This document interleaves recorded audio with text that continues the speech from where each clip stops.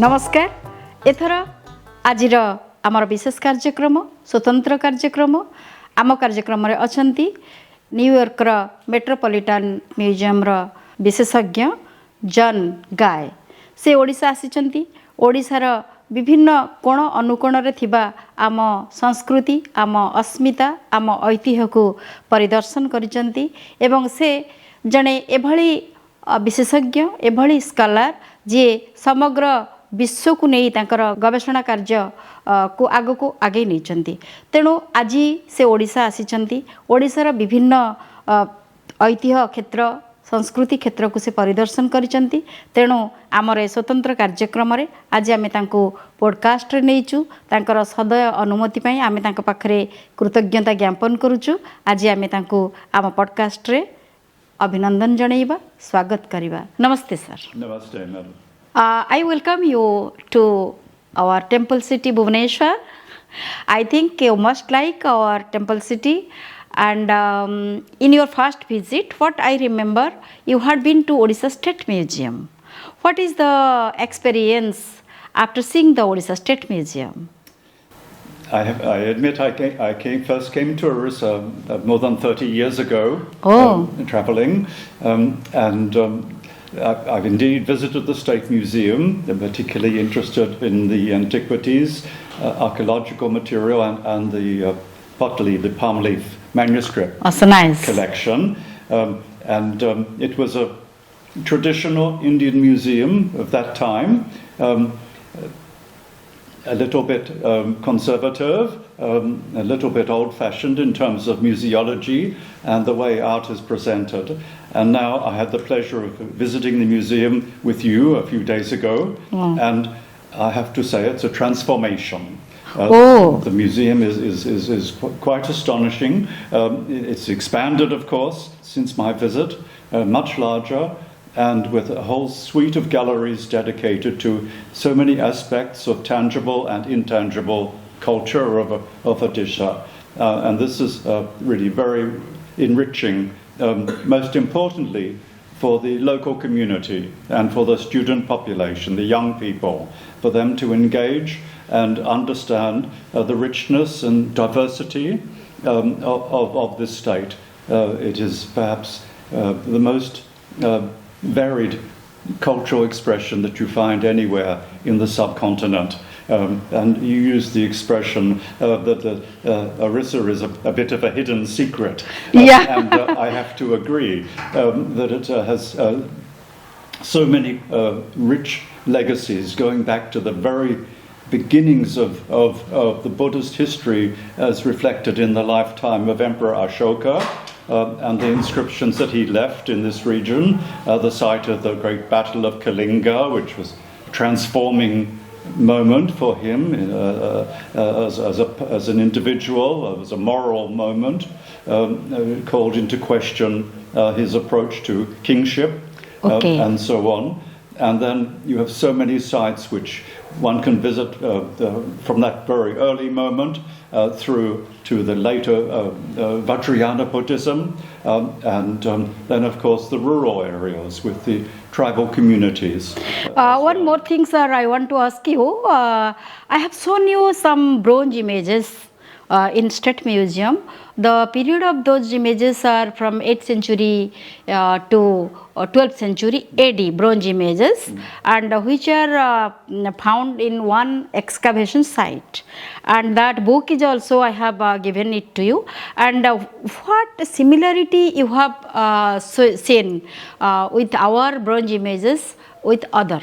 Yeah, I think that one of the great qualities of the State Museum under your direction and leadership has been the interpretation, the didactics, the educational explanation that is offered to the visitor.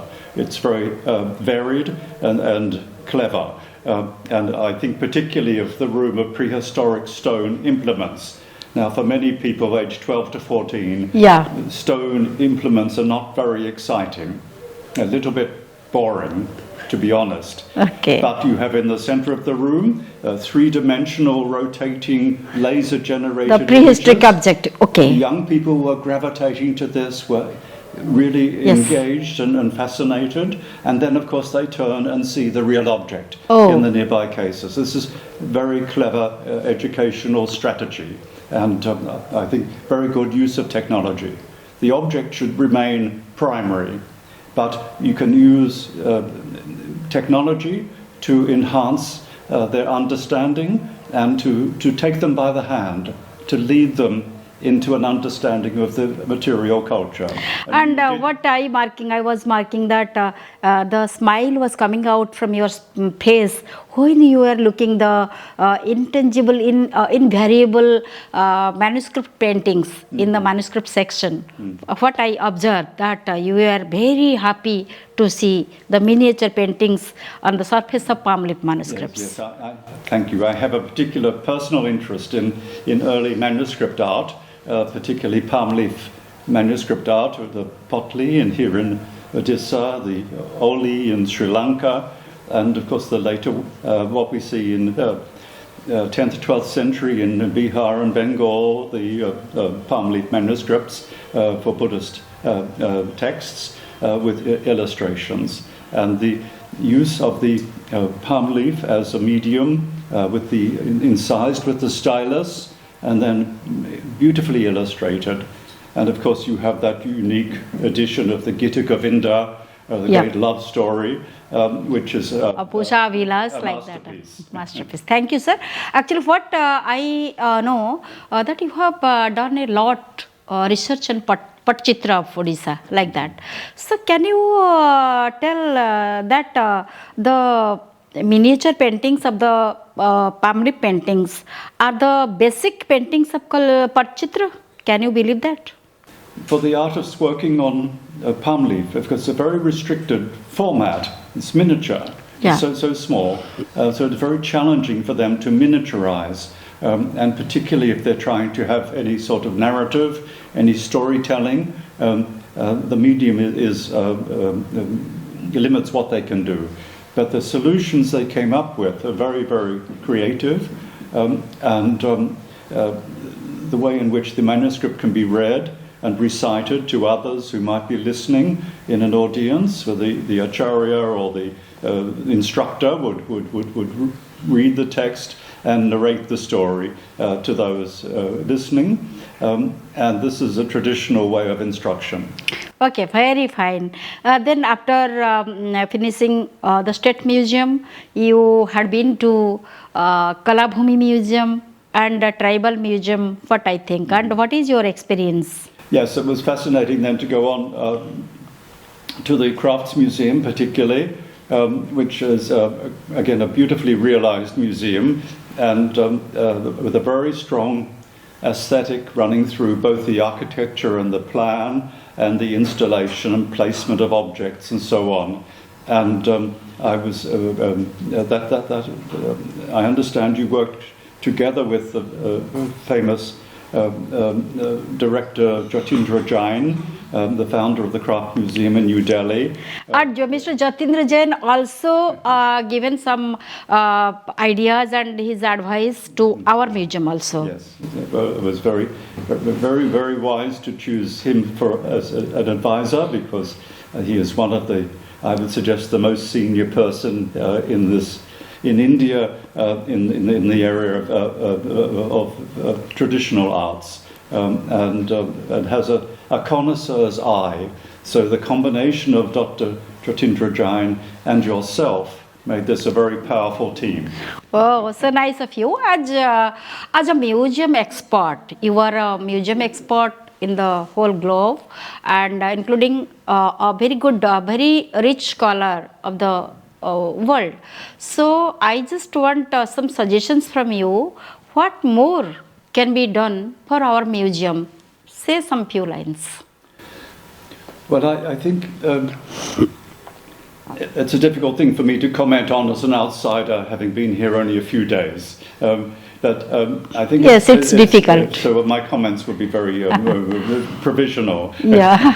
But having said that, I think it is important to look to developing regional museums district museums, even be branches of the state museum, and this may happen already. I speak from ignorance. I don't know. Ways in which entice visitors to come, and I'm sure it happens already. There's probably state support for children to come, but with buses from schools some distance to visit and so on. And it's the exposure that is important. And then the other area in which the State Museum and yourself excel is in the area of publications. So thank you, sir. Thank you very much. And how do you feel when you saw the Buddhist Golden Triangle and so many Buddhist images excavated from the earth?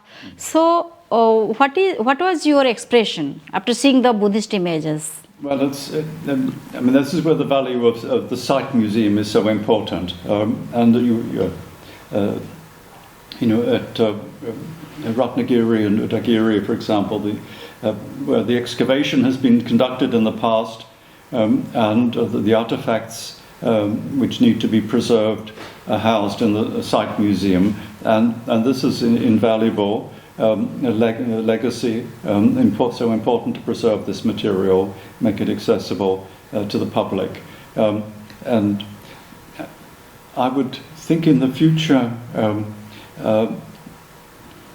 more publications, even modest small publications, booklets, little small books. You have published so many important works, but then to take from these and do a summary in local languages, and these can be available for a local school teacher could take them and use them with their classes. They would not be expensive, and reach a lot of people. And then you plant the seed.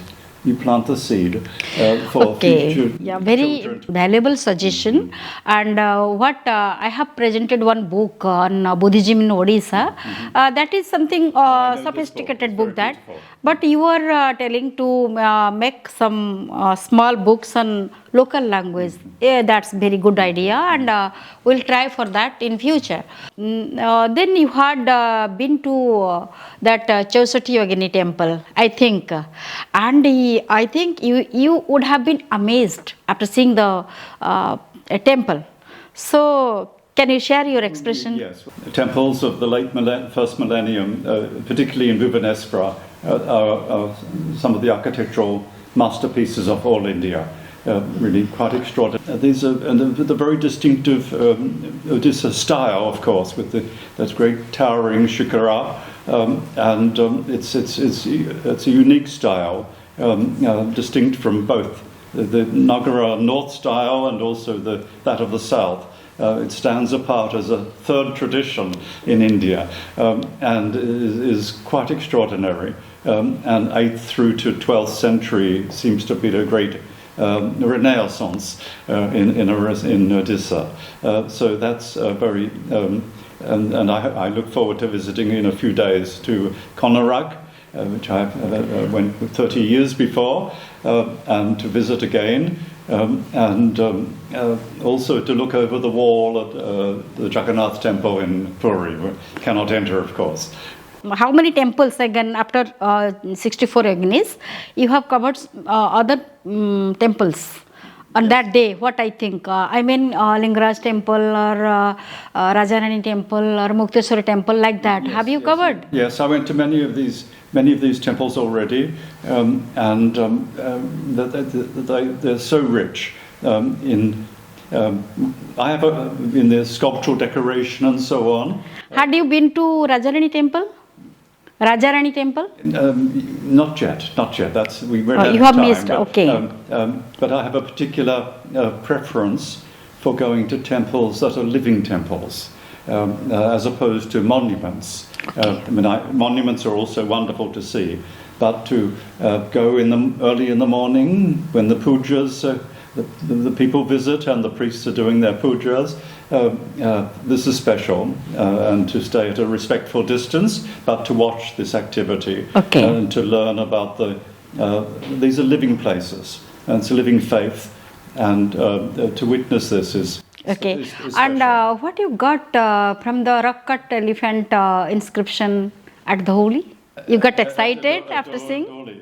Our understanding of Mauryan history and the extent of the Mauryan Empire is really mapped out by the distribution of Ashokan inscriptions from eastern India to western India to Magadha in the north.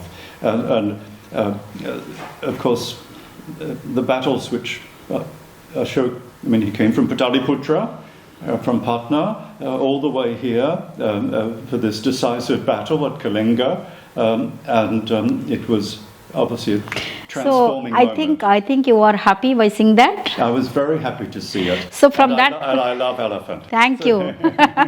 And after that, you had been to Udaygiri, I think. Yes, indeed. Now, Udagiri, I've known from a distance for a very long time because of the very important publications from the late 19th century. Yeah. And particularly the horseshoe archways over the doorways. So, what we call horseshoe, they're shaped like this, and beautifully decorated with tree ratna and with lotus, and then scenes carved in relief of tree worship.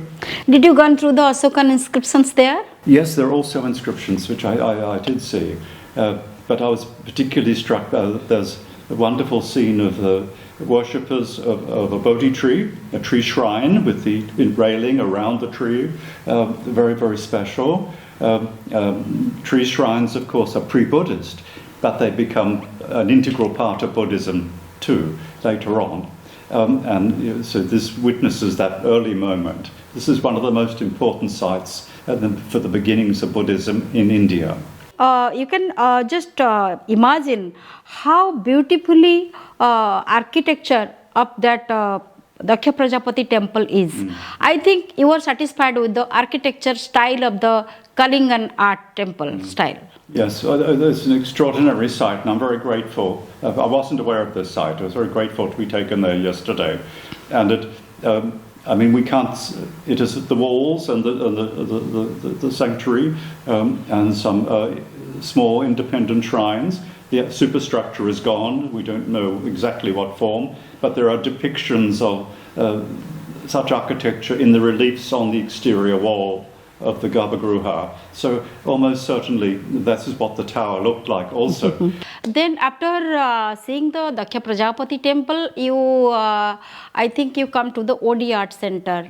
What do you like indeed. there? That was a wonderful experience.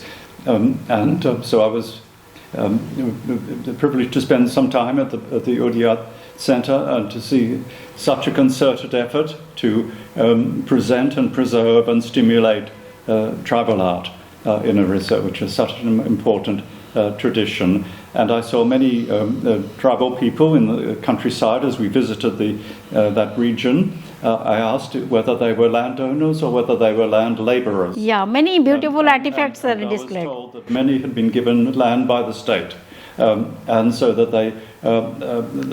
This is very, very good, so helps to improve their. And you could see the prosperity also, rising prosperity, Okay. Which was socially this is very important. People say, or everybody says that the India's best kept secret is Orissa. What is your opinion? Is it true? One of the challenges of India is the sheer scale. India is an entire subcontinent. And you say, I've been to India. What do you mean? It's like saying you've been to Europe. Is it Scandinavia or is it the Mediterranean? There's such a range of cultural diversity. In Orissa, in a relatively small area, you have such richness and diversity, and which enables the visitor to learn so much and get so many insights of the modern city, the city of Bhubaneswar, which is so progressive and beautifully. Well, I'll put it this way: when I arrived the first evening, driving into the city, I thought this is a city with great civic pride. It's a city which cares for itself and cares how it presents itself. And this is not necessarily true of every city in India. I was especially, forgive me to be so direct, but Bhubaneswar is a very proud city, and you can see this. As an outsider, it is very evident, and that I respect. So nice, sir. Last but not least, how do you like the people of Odisha and the food of Odisha and everything of Odisha? How do you like? Yeah, wow. I'm a curator of the old stuff, of the old things. So I'm drawn towards the antiquities, of course. That is my personal First priority. my personal passion. So Udaigiri and the rock cut case of Udaigiri is a very special moment for me to stand in front of these. Yes. And you love that Nataraj image in museum. Yes, indeed. Yes, दर्शक बंधु आपण माने एपर्यंत देखुथिले आम सहित कथा हेउथिले podcast रे पृथ्वीर जणे विशिष्ट स्कॉलर मेट्रोपॉलिटन न्यूयॉर्क सिटी रो म्यूजियम रो जणे विशेषज्ञ जॉन गाय जी तांकर रिसर्च पई समग्र पृथ्वी रे तांकर गोटे स्वतंत्र परिचय हासिल करि परिचंती आज तांकर बहुमूल्य समय हमकु देथिबारु आमे तांक निकटरे कृतज्ञता ज्ञापन करूछु थैंक यू सर